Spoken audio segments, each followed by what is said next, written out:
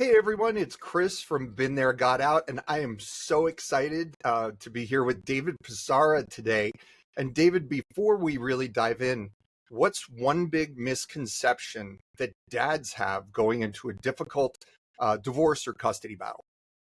The biggest misconception dads have going into a divorce or child custody battle is they think if they just say, I'm a great dad and I love my kids, that's going to carry the day. And the reality is it's not.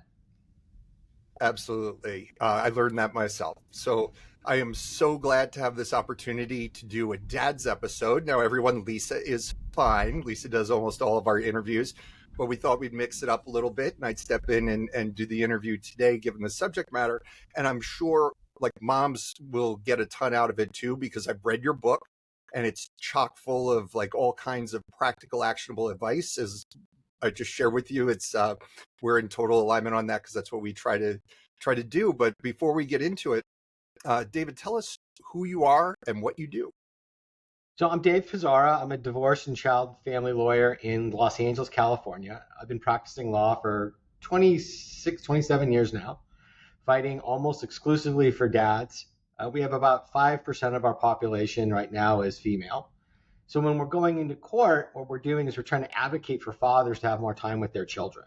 Because what I've noticed over the last 25 years is there's been a real shift in the way that dads are perceived, and more importantly, in what dads are asking for. Dads are stepping up. They want more time with their kids, and they're not getting it because they don't know what to do going into family court. They walk in and they think they can say, I'm a great dad, I love my kids. And the judge is going to be like, oh, awesome, sir, here's your 50% custody. And that's just not what's going to happen. The reality is judges are looking at that going, sir, you haven't told me anything. Everybody loves their children. Everybody thinks they're a great dad. Tell me more about who you are as a man, as a person, as a father, as a parent. And so what I did was I wrote this book, Dad's Child Custody Action Plan, and it's designed for a father to be able to, in probably an evening, 2 evenings at most, be able to get a really clear picture of the path forward to get more time with their children. And the goal is to give them actual tools that they can use to develop the declaration of what you're going to tell the judge, the letter to the judge part, and then actually dive deep into your relationship with your children, because in the back of the book we have the kid inventory. It's 123 questions designed to pull the information from you of what you know about your child beyond I'm a great dad. Because mom's going to walk into court and say, he's not a great dad, he's negligent, he's never around, he works too much, he doesn't know anything about the kids, he doesn't know their teachers, he doesn't know their favorite foods, he doesn't know how to discipline them, he doesn't even know their shoe size. For some reason, it's always the shoe size. It's like in every argument. I don't know what that's about. But with the kid inventory, the point is that you know a lot about your child. And you have to convey that to the judge so the judge knows, oh, you really do know your child. I am going to give you your 50% custody. And that's why I wrote Dad's Child Custody Action Plan. So dads have a tool to actually use going forward into court to get more time with their children. Right. I'm a child of divorce myself. And when I was growing up, I was born in 1966. So when my parents split when I was 12, it was 1978. Same. And I was, and my dad officially, he didn't end up following through on it, but he had the every other weekend and midweek dinner visit. And I always call that the 1970s plan. We still see that, but the trend has been towards 50-50. That's sort of like the values of society in the court, but that doesn't mean it's like just there and you just like go sign your name and you get it. It's not like that. So you had talked with me about some hurdles that dads face, like emotional hurdles, things like that. That you see when you first meet somebody, when they're heading into or dealing with a contentious custody battle. What can you talk about some of those internal hurdles? Sure. One of the biggest ones is men are just acculturated to give the child to mom because, well, she's the mom. She's the better parent. She's more nurturing. And that's not true in today's world. The reality is dads need to be stepping up and saying, yeah, mom's a great mom, but I'm a great dad. And I want my time with my child also. And it's a hard thing for a lot of men to do because they see it as attacking mom. They see it as I have to say, oh, she's a bad parent in order for me to be a good parent. And that's really not true. you can go into court and advocate for yourself, advocate for your child, without having to go in and go to global thermonuclear war, as we kind of describe it some days.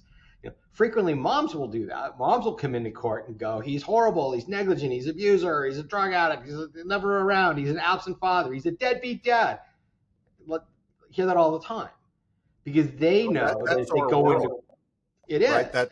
That's only what we deal with, the false accusations, things like that. Yeah. Right. And so when you're dealing with that, you've got to be able to go into court. And if you just go into court and are throwing mud on the other side, the judge is going to look at it and say, we got two high conflict people. They're both horrible. I'm going to give the kid to mom and call it a day.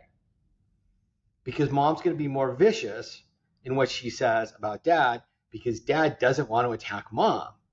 Because dad says, and I hear this often, I can't do that. She's my kid's mom. And I say, well, I get that, but aren't you your kid's father? Why is it she's able to throw all that mud on you? Oh, then they start getting a little bit more aware, a little bit more ready to like, oh, maybe you're right. Maybe I do have to advocate for myself a little bit more. And that's when the tools come into play of how do I now do this? Yeah. How do you, maybe you could talk about that a bit in terms of you're standing up for yourself. And I think I saw in your book a line that we use often. It's being assertive without being aggressive. Right. Right. You're not throwing mud, but you are strongly advocating for yourself. Absolutely. Because one of the big things is, mom says, dad's never around. He doesn't know the children. Like, you're right, Your Honor. When we were living together, I wasn't around as much. Why? Because mom wasn't working and I had to work to support the family. Now that we're split up, mom gets to go to work, so she's not going to be around as much. I don't have to work as much, so now I'm going to have more time. So instead of it being like this, where mom's not working and dad's working, we're balancing it out, but we're also balancing out mom's with the kids all the time and dad's not. We're balancing that out. So now both parties are working, both parties have equal time with the kids. And that's the argument you have to make to the judge that, Your Honor, she's not wrong. I wasn't. But that was then and this is now. It's a different situation because we're no longer living together. We're no longer a couple. We're no longer a residential family. We're now a family with two households. Sure. And one of the things I think was among the first things you said to me when we first met was that dads have a lot of trouble presenting information, that they show up, they think, oh, I'm a great dad, as you started with. What can you get into a little more detail about like what dads can do to show their role? Sure. One of the biggest things that dads have to remember is, and it's sort of a little joke in society of men say 5 words to every 100 words that a woman says. And that's not wrong in family court because we see that all the time. Mom comes into court and it's a 75, 100 page, 150 page declaration with exhibit after exhibit after exhibit. Dad's coming into court with, I'm a great dad. I love my kids. I want my 50% custody. And it's 1 page versus 500. So dad needs to come into court and be able to say to a judge, Your Honor, here's how I'm spending time with my kids. And we do that with dad's declaration and a calendar. We call it dad's diary. I say, go to your Office Depot, go to Staples, whatever your office supply store is, get one of those big desk calendars. And every time you're with your kid, all you got to do is just note on it. Like Saturday, we went to SeaWorld. Sunday, we went and saw Finding Nemo. Whatever the movie is, whatever you did, and then take the receipt from that and staple it to the calendar. And it's important to do that because in 6 months or 9 months, when you have to go and write that declaration to the judge of what are you doing with your kid, you've got everything in one place. It makes it really easy for dad now to go back and say, oh, right, 3 out of the 4 last times I had my kid, we went to the water park, Your Honor, and this is the proof. Here are the receipts. 4 out of the 7 times we had time together, we go to Chuck E. Cheese because my kid likes to go play in the smash ball park. Like, whatever it is, you just got to be able to show to the judge and then back it up with the receipts, which are stapled to the dad's diary. So now you've got it all in one place. So when you're going into court, a judge can say, like, clearly, Mom, when you say Dad doesn't do anything with the kids, I've got a lot of proof here that Dad is doing things with the kids. That's why it's So important. sure. So in your examples, and I know you were just pulling out examples, but you made me think of a term that that we don't use very often, we don't like very much, but it's being labeled a Disney dad, Yep. right? So you're Yep. putting the Chuck E. Cheese and the water park and all that, but how do you show things like I helped them with my homework, I did the doctor's visit, I did like that kind of thing, because that's really important as well, isn't it? 100%. And one of the things is that's an argument for why Dad needs more time with the kids. If you only have 4 days a month with your kids, are you going to want to spend those 4 days doing homework, doing chores, or are you going to want to spend those 4 days making memories? Well, Your Honor, obviously, of course, I want to make memories with my kids. That's why I need more time, because if you want me to spend more time with my kids doing homework, teaching them how to do chores, teaching them how to do laundry, teaching them how to wash the dishes, I need to have the time during the week when laundry gets done, when dishes get done. I need to have time, Your Honor, during the school week for the homework to have to be done so that I have the opportunity. You can't deny me the opportunity to be with my kids and then blame me for not being there. It's one or the other, Your Honor. Give me the time, and if I don't do it, then you're 100% right. Take it away from me. But if you're not going to give me the time, you then can't blame me for not being there. That's the big argument that we use for dads to say, like, oh, he's a Disneyland dad. Well, of course he's a Disneyland dad, Mom. You only give him 4 days a month. What do you expect? You want more time? You want him to take some of the emotional labor off of you? I'm all for that. The only way he can do that is more time. Let's I give could Dad Monday, Tuesday, you take Wednesday, Thursday, and we'll alternate Friday with the weekends. Fantastic. We now have a 50-50 schedule. 2 days a week, Dad gets to do homework. 2 days a week, you get to do homework. And everybody alternates the other day. Yeah, I can totally relate to that, because you brought me all the way back to when my ex and I separated, and that was 2014. I was always the one that took my boy. I have two boys, and they were 10 and 7 at the time, and I was always the one that did the haircuts. And Right. we loved it. We'd go to this Sure. old fashioned barber shop, with the red, like, whatever, fake leather seats, Yeah. and they were all Italian guys who didn't speak English here in New York, and all that. And you just sit down, you don't make an appointment, you just sit down, and they take you in the queue, and the three of us would get our haircut, and then we go across the street and have lunch. And it was a thing we did. And when my ex left, I had never took them for a haircut again, because she just kind of took over and strong armed that process. So I can relate, because it's not, I think it's so important to show that you're not just doing the fun stuff, you're an involved dad. You do the drudgery. In New York, we use the term schlepping a lot, like the 100%. work. But if you don't have the time, if you're not given the opportunity, how can they then blame you for not being there? That's the 100%. one that's what's always bothered me about the Disneyland dad allegation. So allegations, how about like a huge thing in our world is the false allegations. Mm-hmm. And, he's a drunk, he's never there, whatever the things may be. He was Yeah. false claims of domestic violence. We talk a lot about what we've heard the term silver bullet. You go get a Right. restraining order, right? And then you set up the custody arrangement based off this restraining order that hasn't even been heard yet. It's temporary. And then you're never able to move off of that. Can you talk a bit about false allegations and how to get the judge to... As soon as you say false allegations, I have one case that it's like, for me, it's like the classic story of, what were you thinking, Mom, when you said this? So she goes into court, she files a declaration with the judge that Dad shouldn't be around our child because he's a drug addict, and he doesn't know how to handle the child, and he doesn't know how to take care of her because she's got cystic fibrosis, and he can't do the medical care that takes care of her. And the judge granted the restraining order right away, automatically, just because it's a temporary 3-week order. All these allegations, Mom saying, we're going to be safe. Got it.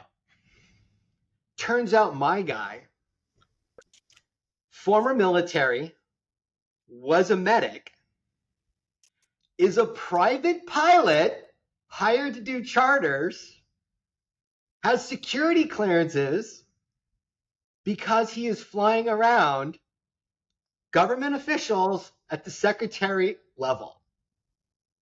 Literally was flying around secretaries of state. Obviously, he's being drug tested regularly. Obviously, his credentials are great. Obviously, he's not an alcoholic. Obviously, he's got first aid training, medical training. We put all of that in the declaration, and the judge just looks at it when we got into court and is like, restraining order removed. Dad, you're getting your custody. But you have to sometimes go through that period where the false allegations hold, and then you've got to be able to come back and disprove them. And it's annoying because mom knew all of this. Why is she doing that? Because she wants to be able to say to her girlfriends, I got a restraining order against him. He's been a restrained person. He's the abuser. Even if it doesn't last, she'll use that against him forever. She's always going to call him that because she got the temporary. Doesn't matter if she got the permanent.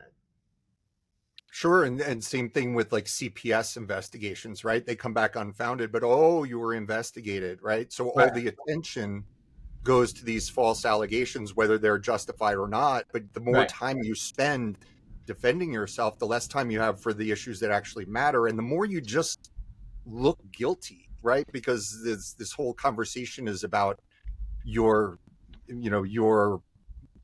accused violations and things you've done. And the other part of that is it wears you down emotionally. I'm constantly attacking you. So you just get to the point where you're like, I don't know what she's going to say next. And I can't deal with this anymore. Like, I'm going to just sign away my kid because I can't deal with this anymore. I need to have a life. And I'll see the kid when I'm 18. And that happens. There are men who get to that point where they sign up, and women who sign up because they just can't deal with it. And it's a horrible thing to do to the kid, because what you're really doing is you're conscribing that kid to now be with the actual abuser in the situation. And they're going to turn on that kid just as much. They're going to abuse that child. And if that child didn't have the counterbalance of a father or a good parent in their life, they're going to get all twisted up and spend years, maybe decades in therapy trying to undo all of that.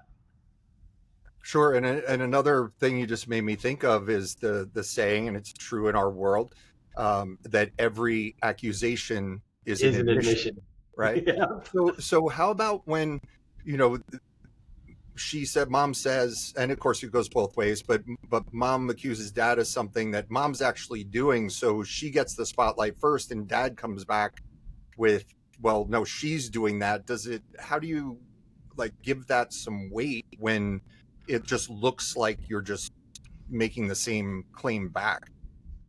Well, a lot of times what we'll do is that'll come through in the Our Family Wizard emails, where mom will say, stop harassing me. You're emailing me too much. You're doing all this stuff. And there's 23 emails from mom and 2 from dad. And you just literally put that in front of the judge, Your Honor, here are the numbers. Here are the 23 emails from mom, 2. Look at the 2 that are my content. You know that's not true. I'll pick the child up on Saturday. If you're just keeping it really short, really clear, non-reactive, and mom's got all these long emails, you put that in front of the judge, and the judge is then going to be like, okay, well, mom says you're harassing, but the reality is she's the one that's harassing.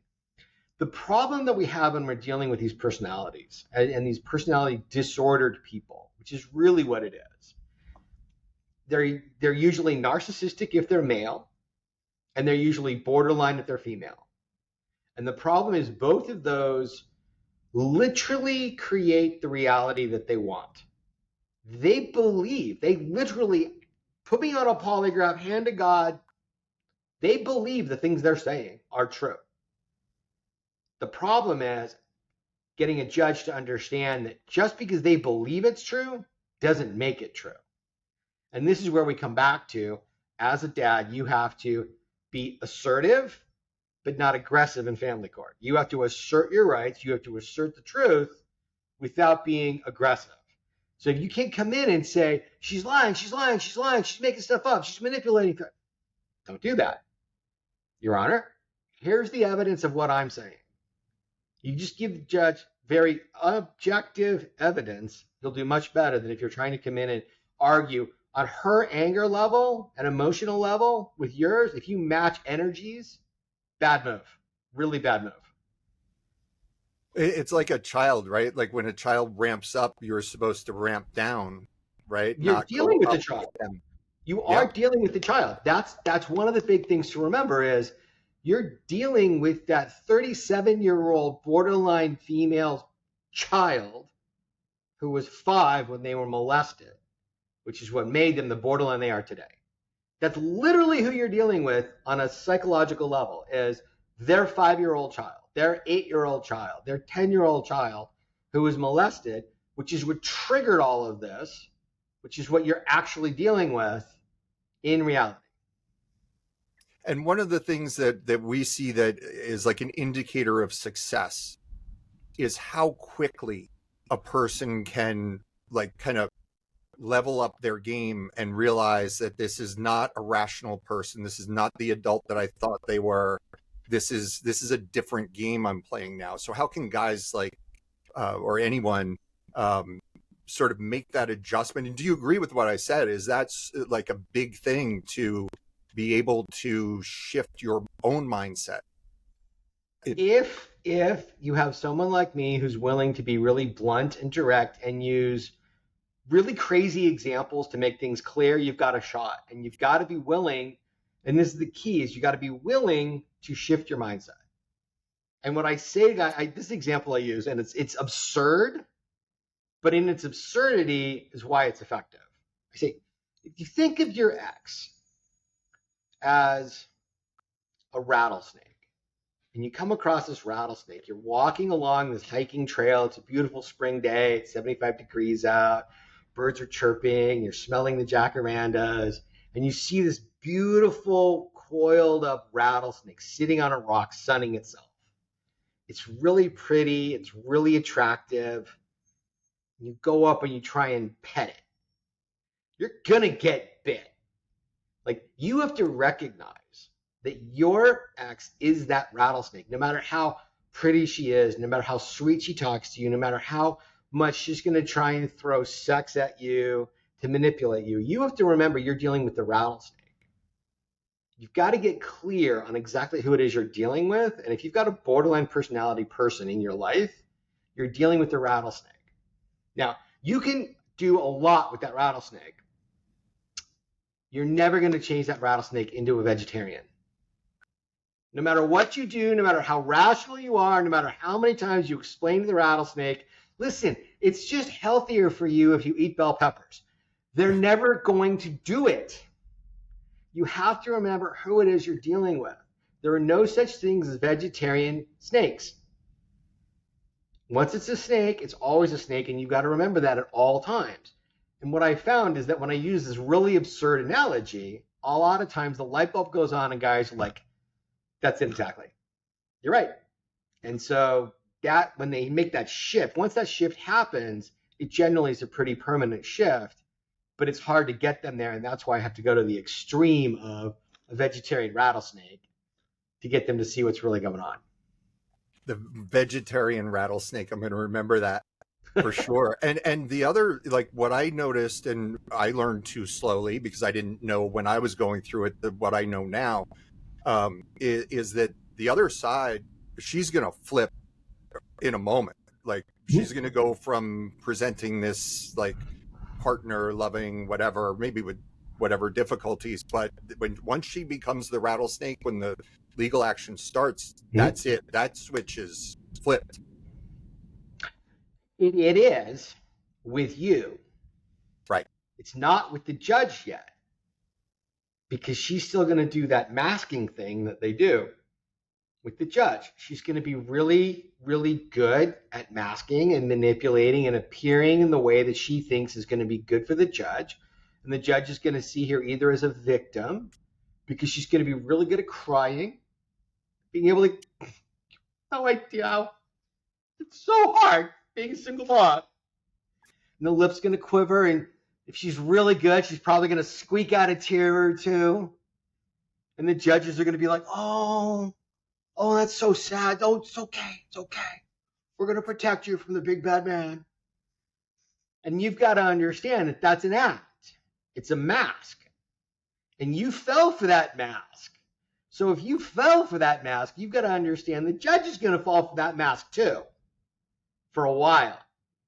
And your job is to stay calm, be assertive, get it to the point where that mask comes off of mom and the judge can see behind the mask to what's really going on.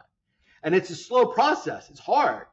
It's not easy because these people are really talented. I mean, think about it. How good was she at getting you roped in? She probably masked really well for 18 months, 24 months, long enough to like get you to put a ring on her finger, maybe buy her a house, get her pregnant. And then it all switched. She felt safe. She felt secure. She's got the house. She's got the kids. She's got child support. She's got the marriage. Oh, I got him now. He's mine.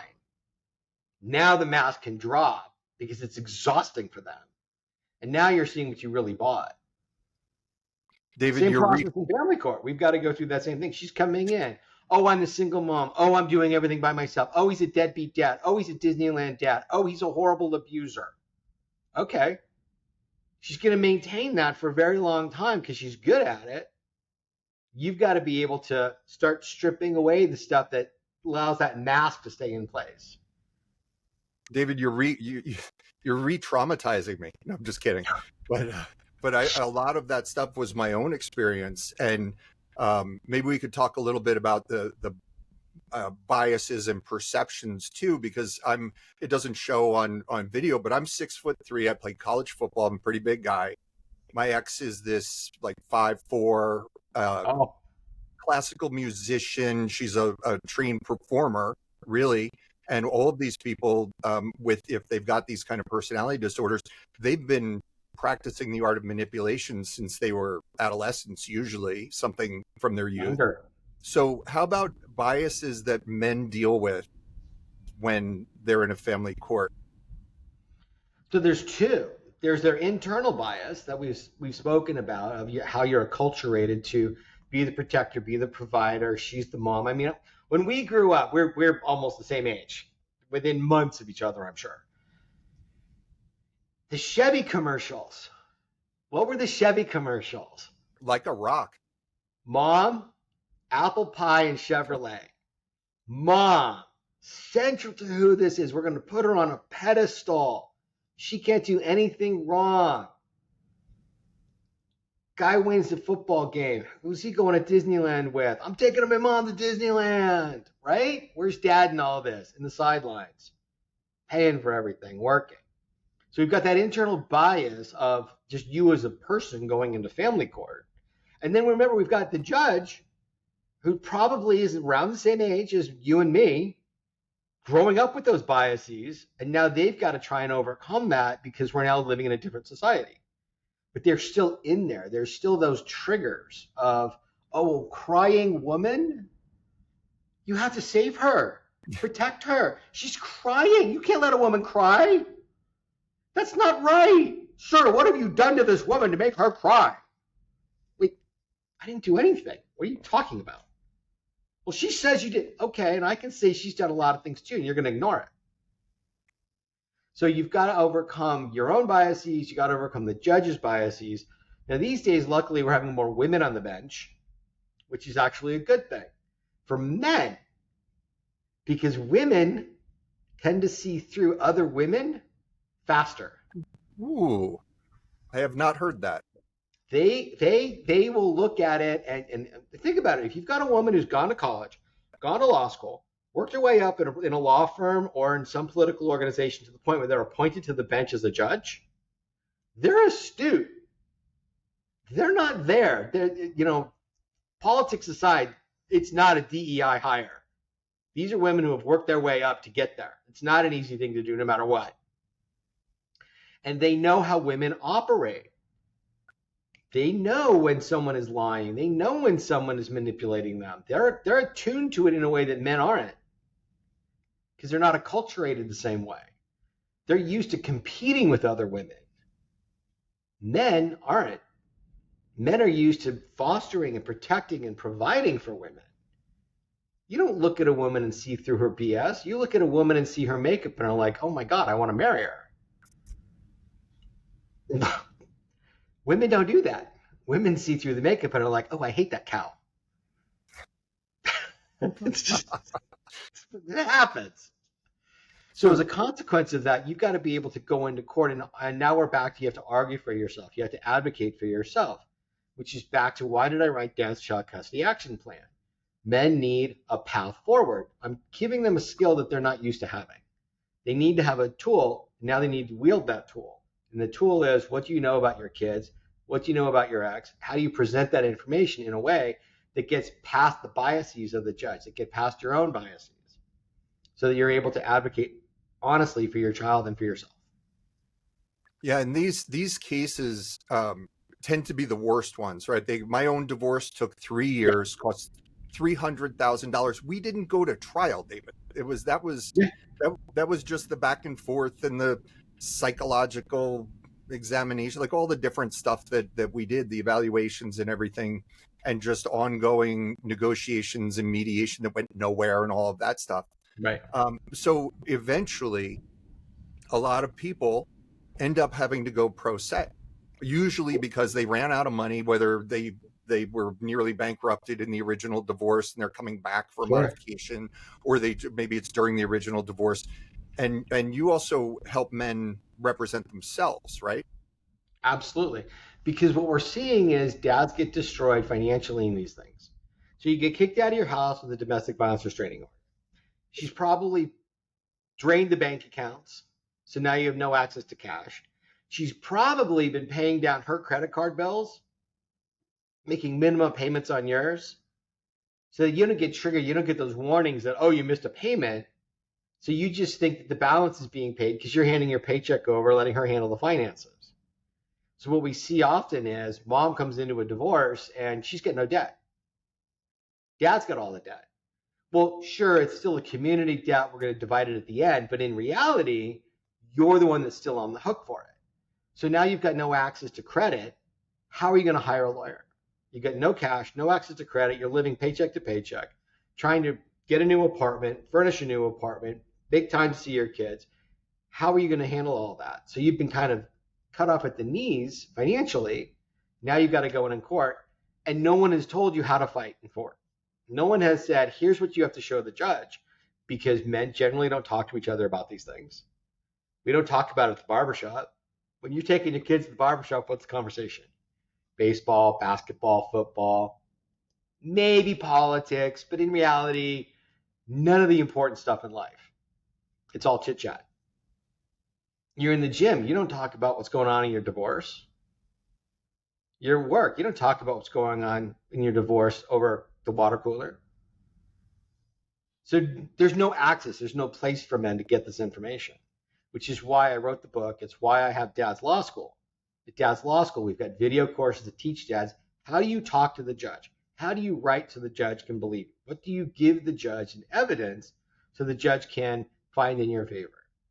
We are weekly meetups. Every Thursday at 4 p.m. we get together on Zoom. Guys ask questions about the video courses. They ask questions about the book. They ask questions about how to deal with the borderline personality. And the other thing that's really important is they talk to each other. They develop the friendships. They get the community, being able to support each other, because, as you know, going through these things for 3 years of agony, it's lonely because you've been isolated from your friends, probably isolated from your family, because she ran the social life. You didn't see your friends while you're married. You were socializing with her friends. And as soon as you're divorced, her friends go away. And where are your friends? Oh, you haven't talked to them in 4 years. You feel guilty reaching out now in your time of need to be like, hey, haven't talked to you in 4 years, but I really need some support because I'm going through a divorce and I'm lonely and suicidal. You don't want to make that call. Yeah, you've made me smile there because I'm a golfer, and I'll go play golf with some of my friends, and I'll get back, and Lisa will say to me, "Oh, how's Dave doing? How's Ted doing?" And I'll be like, I don't know. Like, he had a great drive on six, though. Like, we just talk. We're very our natural tendency tends to be sort of superficial in what's going on and making each other laugh and that kind of thing, which makes me think of the support. Like, men aren't good at finding the right support. So maybe you could talk a little bit about that mental health side Sure. and some of the things that can happen, like the depression and that kind of thing.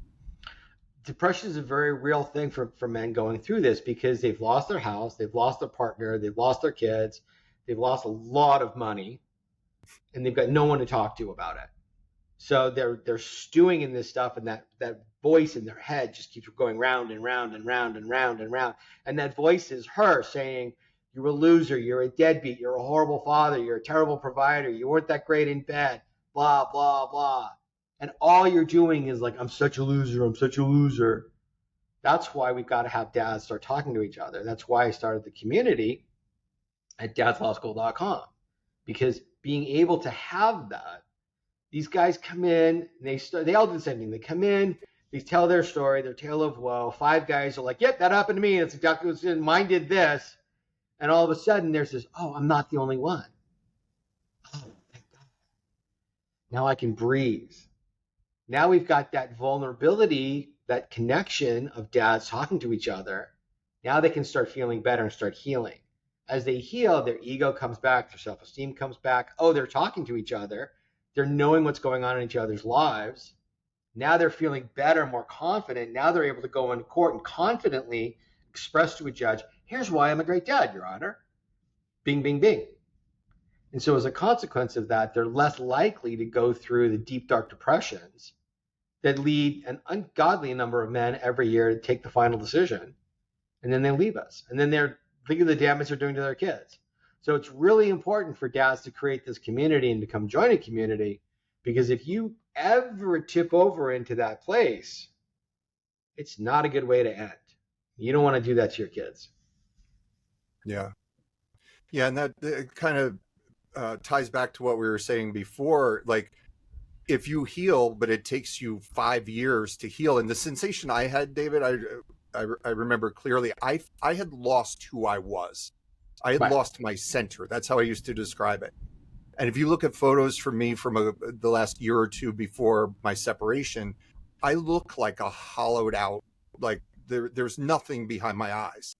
Yep. And it's so, if you can get yourself back, but it takes you 5 years and your case is decided in 3, you weren't able to, represent yourself at your best. Right. So it's it goes back to what we were saying earlier. Like, not only should you heal, but you need to do it quickly so that you can navigate this process as your best self. Right. 100%. It's an interesting dynamic, because what I've noticed is many times women kill the man that they were attracted to, metaphorically. And there's this video on TikTok going around, and it's this young guy, and he's in the car, and he's got the Starbucks with lots of whipped cream on the hot chocolate or whatever he's drinking. And he takes a drink, and he puts the drink down, and he looks at her, and he's like, "Look, I got a mustache." And it's all the whipped cream on his upper lip. It's him being really cute and playful. And she's like, "Grow up. That's so childish." And you can watch. He just shatters from within. In that moment, she destroyed the man that she, in theory, chose and fell in love with. And over the course of the next 30 seconds or 40 seconds of the video, there's just these little snippets of them like at the beach, and he's there, but he's not there. There's no joy, there's no exuberance, there's no fun. He's just giving like, yeah, it's really pretty sunset. And that's what happens is they kill the little boy in them that they love, that's attractive, and then they wonder why the relationship isn't working. And that's for one the of men who are going through this, they need to get that little boy back. They need to get that joy, that exuberance, that fun, because that's what men bring to parenting. A man brings exuberance and joy to kids. That's their job. Yes, we're there to protect them and to provide, but it's also taking that kid and throwing them 10 feet in the air and letting them get excited and then catching them. It's the quintessential definition of a dad. You throw the kid into the world, and then you catch them when they fall so that they can experience that. Moms don't do that. Moms are always like holding the baby, like keep them tight, protect them from everything. You keep a kid protected from everything, you're going to have a very dysfunctional, useless child. You need to have the exuberance, the experience of the world to be able to go do things and experience life, to overcome obstacles. If a dad doesn't help a child overcome obstacles, you have hobbled that child. It's the story of the butterfly. The scientist who sees the butterfly in the chrysalis, and it's just about to bust through, and it's trying to bust through, and the scientist feels such guilt, like, oh my God, this poor butterfly. He goes to help the butterfly, and he takes a knife, and he just cuts the chrysalis away. And the butterfly falls onto the desk and dies. Never becomes a butterfly. Because part of the process for a butterfly to go from caterpillar to butterfly is breaking that chrysalis. They have to push. They need the resistance of the chrysalis to push the blood into the wings so they expand. If the resistance isn't there, if the obstacles aren't there, the blood never gets into the wings, the butterfly never learns to fly. That's one of the things dads bring, is they bring, how do you deal with obstacles? Moms, cut the chrysalis. Dads, make the kid fight, make the kid grow. That's their job. Right. You do it. Show me how you would do it. And I'm here to help, right? If you run 100%. into trouble. Yep. And so I so related to what you were saying about like getting yourself back. And that process for me was so rewarding. It felt so good. I mean, I laugh all the time. I know I have a little bit of a stern face sometimes. I'm working on that. But I'm like, I love to laugh. I mean, the first thing I turn to is, where's the humor in this situation? And I didn't laugh for like the last couple of years of my marriage. I was just completely shut down. And getting that back was so rewarding, so satisfying. Like, it was like getting to know a new person that I really liked. It was myself, but and meeting Lisa when I did was a big help in that. And that's not that I would endorse going out and finding a new partner right away. It just happened that way for me. And she was going through the same kind of thing as part of our origin story. But it's a good transition. So before we wrap up, David, can you talk a little bit about what dads face in rebuilding their lives after, or maybe during, if it's going on for a while, but after some kind of high conflict relationship, divorce, custody battle? Now they're ready for that next chapter. What are they faced with that? Sure. The biggest thing is just rebuilding their self-esteem. When we do Dad's Badass Boot Camp, which is a one-day event I do for dads, we spend the morning working on, why are you a great dad? Who are you as a man? Who are you as a person? Rediscovering what makes you special and unique, because it's been hidden and buried and put under all of this negativity for so long that a lot of times the dads have to I kind of got to kick some butt to like get some of these dads to start seeing the good things in themselves. And once that starts happening, then they can start experiencing the joy of fatherhood again.